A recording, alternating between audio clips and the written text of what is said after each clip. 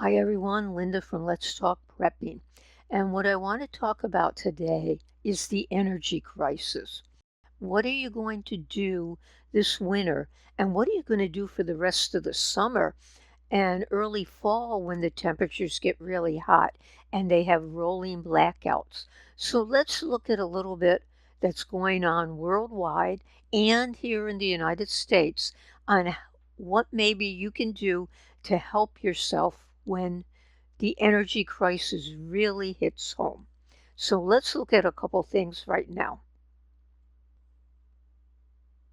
And we all know about the energy crisis over in Europe and what's going to happen this winter, how they will really be struggling to heat their homes, and you can't find wood, you can't find wood burning stoves. I heard coal is hard to find. So if we look here at theguardian.com, fears rise of energy crisis after Russia switches off gas again. So we have Russia switching off the gas over there. But they're being warned now. So now is the time for them to get together and try to figure out what they're going to do for the winter. And this is Time Magazine, time.com. Europe's energy crisis is going to get worse. The world will bear the cost. They say that until blackouts begin or pump prices make driving unaffordable, most people generally think no more of energy than of air. For this reason, Americans have mostly been sheltered from the energy crisis unfolding urgently and in some places lethally in countries around the world. In many other places, especially Europe, the escalating situation is impossible to ignore and it's getting worse. So they talk about that, and it says that the price of natural gas has gone up 610% over the last year. Think about that, if your energy bill went up 600%. So we have this going on over in Europe, and we have from the Daily Caller, energy crisis. Millions of Americans can no longer afford to pay their utility bills.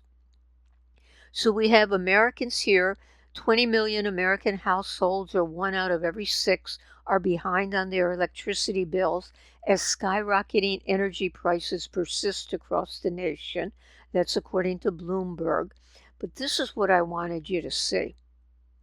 I never knew they did this. It's sort of like we have to pay back the student loans even though we didn't take out the loan. Well, look at this.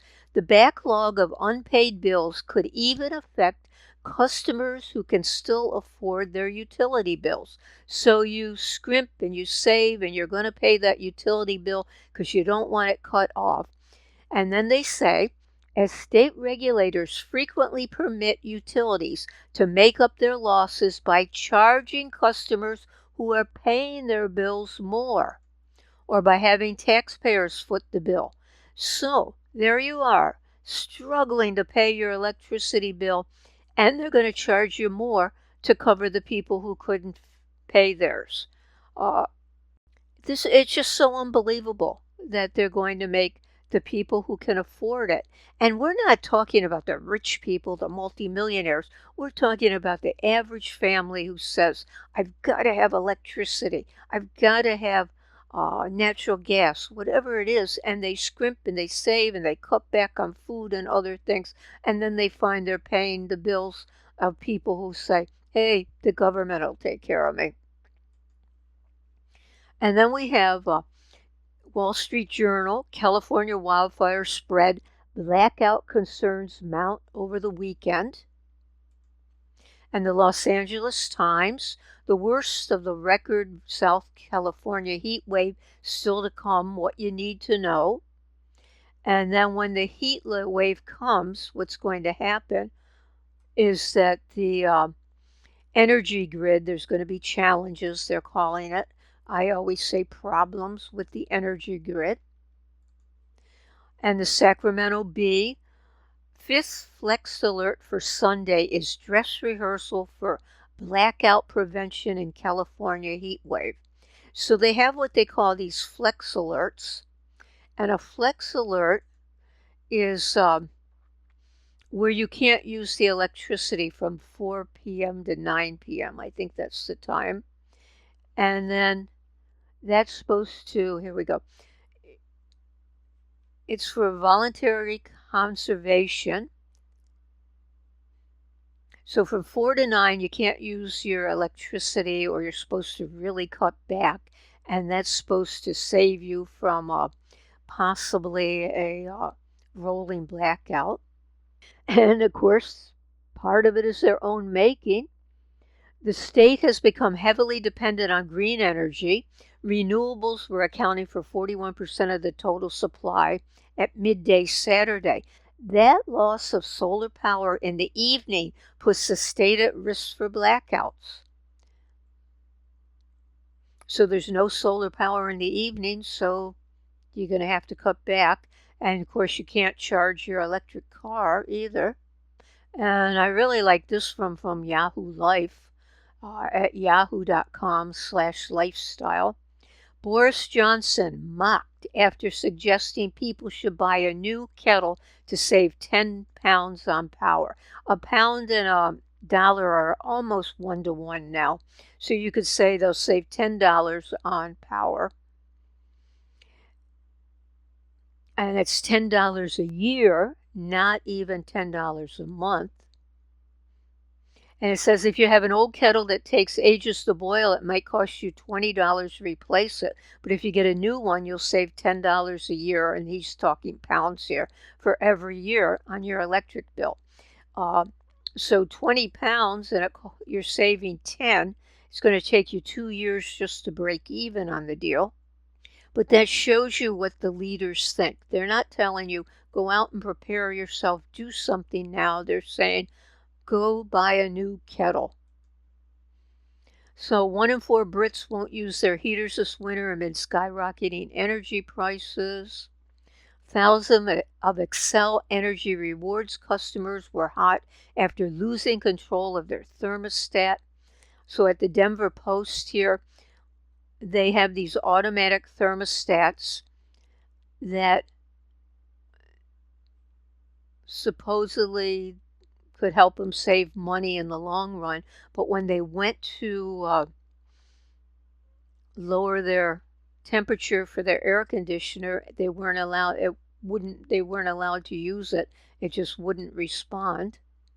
So this is from shtfplan.com. Power company seizes control of thermostats in Colorado during the heat wave.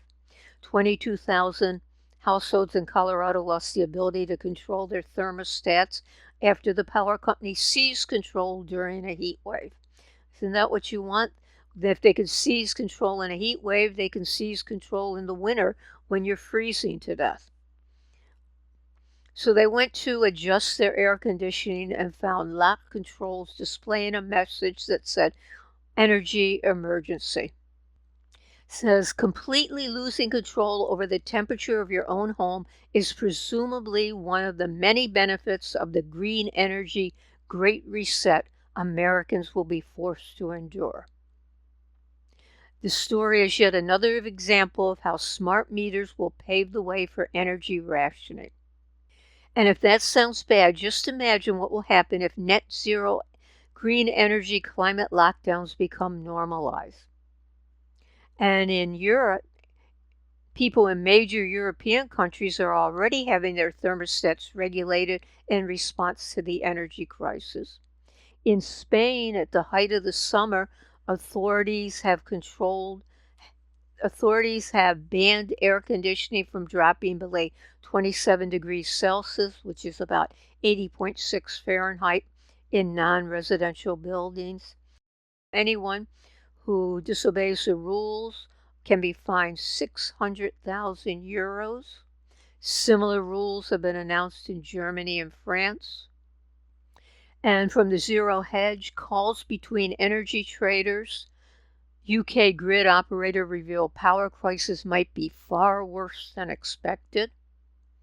And then the energy traders are talking about this. They had a series of calls about it. So what can you do? Because that's the thing. What can you do? You want to prepare yourself. There's still some hot weather left. So what you could do is get some kind of a small solar generator and check the wattage, and you could plug your refrigerator into that. And maybe, I don't know about a freezer, how many watts a freezer takes, but if you have a freezer, maybe you could plug that into it. If you're going to try to run an air conditioner off a small solar generator, it's not going to run for very long. But you could get some of those fans that are USB chargeable. So you could recharge them with your USB port. That's one thing you can do for the summer. If you have a basement, you can always go sit in the basement. It's always a few degrees cooler in the basement than it is in the rest of the house. So look for those USB powered fans. Those might work. Get a small solar generator or a solar battery pack so you can recharge the small things. You might want one. Get 2 fans, because the fans are pretty cheap. They're only about $25 or so. So you could have one at night, and then the one you use during the day is plugged into the solar bank to recharge it, so you always have 2 of them. Then you have to plan for the winter. What are you going to do when everything shuts down for the winter? So try to get a wood-burning stove if you could. If you have access to wood, try to figure out some other way to heat your home, how you're going to block everything off so you just have one room where everybody's living in the one room, what you're going to do. But plan now. I think you have time to decide, because even if we don't have long-term blackouts, we're going to have rolling blackouts. You can have a winter storm that's going to shut down your electric grid for a few days or a week. You can have hurricanes. This is hurricane season right now. All kinds of things could be happening. Texas has problems with their grid. It's just, you need to prepare now. So I want you to start thinking about it, what you're going to do. And even a small solar generator, you can't really plug in a heater into that. But there are some heaters that you can get that you can use in the home that run on propane. And if it's a short-term outage, you could use that. So just start looking around, see what you can do, because it's better to be safe than sorry. If you have any comments for us, tell us down below. And thanks for watching, and I'll see you in the next video.